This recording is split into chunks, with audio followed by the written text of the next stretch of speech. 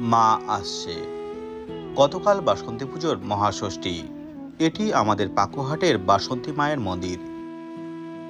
মায়ের প্রতিমার কাজ চলছে। অতি নান্দনিকভাবে সেজে উঠছে বাসন্তী মায়ের মন্দিরটি। নতুনভাবে কারুকার্য করা হচ্ছে। এই মন্দিরটি সেজে উঠছে নতুন রূপে। নির্মাণাধীন অবস্থাতেই এই মন্দিরটি অতি সুন্দর দেখতে। না জানি শেষ হওয়ার পরে কত না সুন্দর লাগবে এই মন্দিরটি। আমাদের পাকুহাটের নতুন আরও একটি পালক যুক্ত হলো এই মন্দিরটি নির্মাণে। রাত পোহালেই বাসন্তী পুজো, তাই প্রস্তুতি পর্ব চলছে জোর কদমে। সেজে উঠছে মন্দির প্রাঙ্গণ।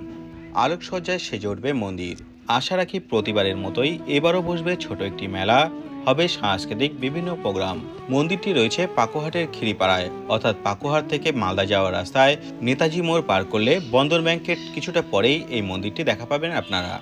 দল মত ধর্ম নির্বিশেষে সকলে আসুন এই পুজোয়।